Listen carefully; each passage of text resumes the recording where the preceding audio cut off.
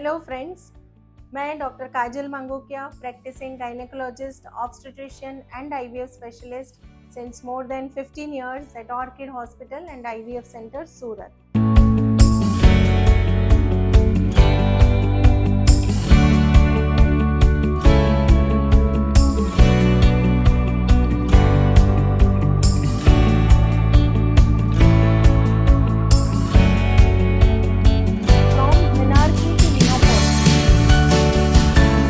नमस्कार, आपका स्वागत है ऑर्किड पेशेंट्स अवेयरनेस सीरीज में। और फ्रेंड्स, आज हम बात करने वाले हैं व्हाई डू आईवीएफ फेल। अगर किसी का एक साइकिल हुआ है, 2 साइकिल हुआ है,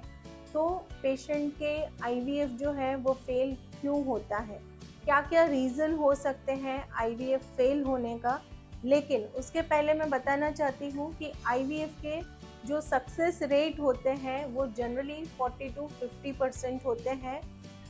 तो फॉर एग्जांपल 10 पेशेंट के आईवीएफ ट्रीटमेंट या तो आईवीएफ साइकिल हुई है, तो उसमें से चांसेस है कि 4 से 5 पेशेंट का आईवीएफ ट्रीटमेंट सक्सेसफुल हो जाए और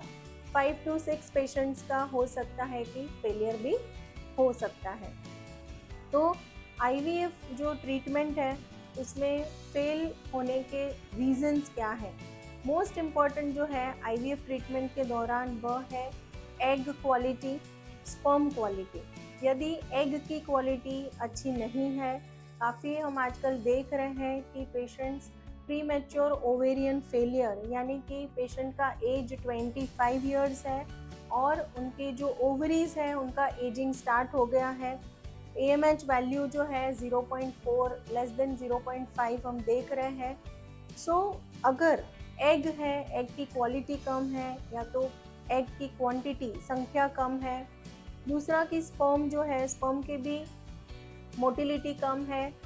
या तो मॉर्फोलॉजिकली एबनॉर्मल स्पर्म ज़्यादा है, या तो स्पर्म के DNA फ्रेगमेंटेशन ज़्यादा है, तो यह भी रीज़न बन सकता है फॉर द आईवीएफ फेलियर। तीसरा रीज़न कि यूट्रस जो है उसके अंदर की लाइनिंग, यानी कि जो एंडोमेट्रियम होता है उसकी लाइनिंग यदि अच्छी नहीं डेवलप हो रही है, या तो यूट्रस के अंदर मेजॉरिटी जो पेशेंट्स होते हैं बिफोर आईवीएफ ट्रीटमेंट उनका हिस्ट्रोस्कोपी करते ही हैं, लेकिन काफ़ी बार हम देखते हैं कि अगर हिस्ट्रोस्कोपी नहीं हुआ है तो मे बी यूट्रस के अंदर कोई पॉलिप है, या तो कोई पर्दा है, सेप्टम वगैरह है, फाइब्रॉइड है, तो यह भी रीज़न बन सकता है आईवीएफ फेलियर का। सो फ्रेंड्स, यहाँ पे एक छोटा सा एग्जांपल देना चाहती हूँ कि जैसे पौधा होता है या तो जो सीड होते हैं, हम जब भी ज़मीन में सीड बोते हैं तो ऐसा नहीं होता है कि सपोज़ हमने यहाँ पे 10 या तो 20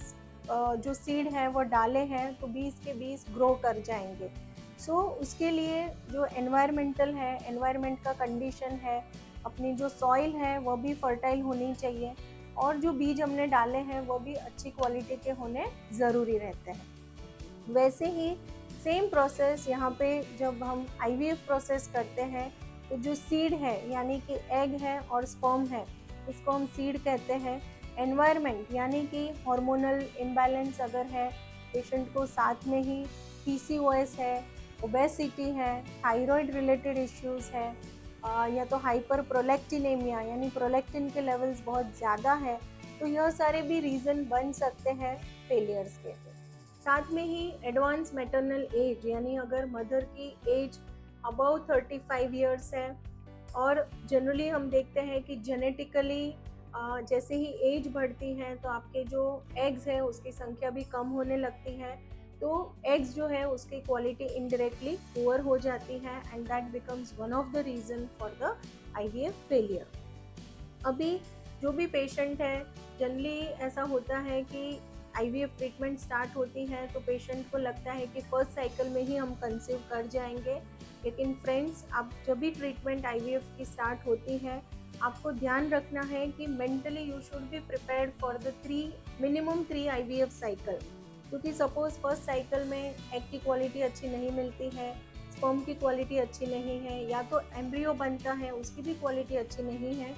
तो आपके जो भी ट्रीटिंग डॉक्टर्स रहेंगे वह आपकी एग की क्वालिटी इम्प्रूव करने के लिए आपको मेडिसिन वगैरह स्टार्ट कर सकते हैं। सपोज स्पर्म पैरामीटर्स में कोई तकलीफ है तो आपका DFI का रिपोर्ट यदि नहीं हुआ है तो वो भी कर सकते हैं। और अगर DFI मोर देन 15% है, यानी कि ज़्यादा है DNA फ्रेगमेंटेशन इंडेक्स, तो उसको रिड्यूस करने के लिए आपको एंटीऑक्सीडेटिव मेडिसिन जो होते हैं, एंटीऑक्सीडेंट्स वगैरह है, जिंक है, मल्टीविटामिन्स है, यह सब भी स्टार्ट कर सकते हैं। इवन लाइफस्टाइल मॉडिफिकेशन भी बहुत ही इम्पोर्टेंट रहता है, रेगुलर एक्सरसाइज वगैरह जो है, यह सारे फैक्टर्स आपको फोकस करने होते हैं। तीसरा कि यदि जैसे मैंने बताया कि एम्ब्रियो जो है उसका ग्रेड भी बहुत ही अच्छा है और उसके बावजूद भी 2 या 3 ट्रांसफ़र हो चुके हैं और उसके बावजूद भी अगर कंसीव नहीं हो रहा है तो दैट मीन्स कि it is a recurrent implantation failure, यानी कि बच्चा इम्प्लांट नहीं हो रहा है, एम्ब्रियो इम्प्लांट नहीं हो रहा है। तो इस केसेस में हम प्री IVF अगर हिस्टोस्कोपी नहीं हुआ है तो हिस्टोस्कोपी एडवाइस करते हैं। यदि हिस्टोस्कोपी हो चुका है तो there is something called as a ERA test, यानी कि एंडोमेट्रियल रिसेप्टिविटी टेस्ट, जहाँ पे हम देखते हैं कि इम्प्लांटेशन विंडो, क्योंकि इम्प्लांटेशन विंडो हर पेशेंट का अलग अलग हो सकता है और इसके लिए मेजॉरिटी जो पेशेंट्स हैं उसमें एरा टेस्ट एडवाइजेबल नहीं होता है। लेकिन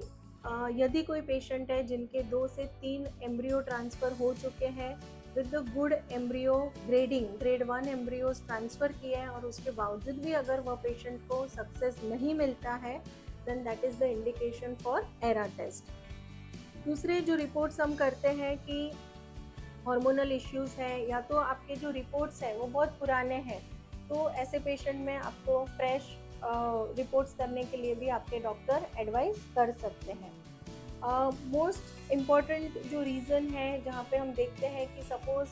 गुड एम्ब्रियो क्वालिटी है, जैसे मैंने आपको बताया एरा टेस्ट, वैसे ही हम ऑर्किड हॉस्पिटल में यदि गुड एम्ब्रियो है उसके बावजूद भी वो इम्प्लांट नहीं हो रहा है तो जेनेटिक फैक्टर रूल आउट करने के लिए PGT यानी कि pre implantation genetic test for aneuploidy या तो फॉर द स्ट्रक्चरल एबनॉर्मलिटीज़ कोई है तो उसके लिए PGTA टेस्ट जो है वो हम ऑर्किड हॉस्पिटल में परफॉर्म करते हैं और उसके जो बेनिफिट्स हैं कि उसकी वजह से जो जेनेटिक फैक्टर है वह रूल आउट हो जाता है, एबनॉर्मल एम्ब्रियोज जो होते हैं,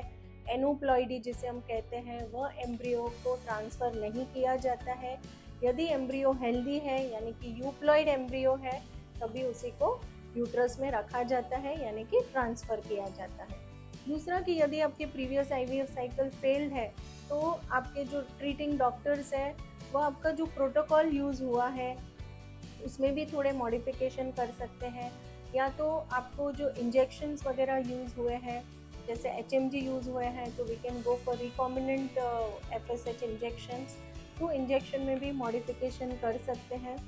दूसरा कि जनरली जो पेशेंट्स हैं उनके जेनेटिक कैरियोटाइपिंग वगैरह के रिपोर्ट्स यदि नहीं हुए हैं और जेनेटिक फैक्टर हम सोच रहे हैं तो उसके भी सारे रिपोर्ट्स एडवाइस कर सकते हैं।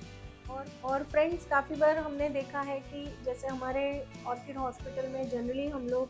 फ्रोज़न एम्ब्रियो ट्रांसफ़र साइकिल कर रहे हैं और उसके सक्सेस रेट भी काफ़ी अच्छे हैं, लेकिन यदि पेशेंट के 2 या 3 फ्रोज़न एम्ब्रियो ट्रांसफ़र हुए हैं तो ऐसे पेशेंट में कभी कभी हम फ्रेश एम्ब्रियो ट्रांसफ़र का ऑप्शन भी लेते हैं।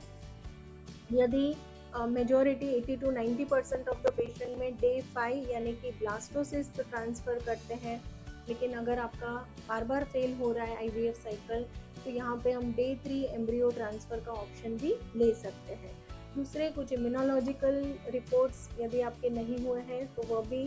आपको एडवाइस कर सकते हैं।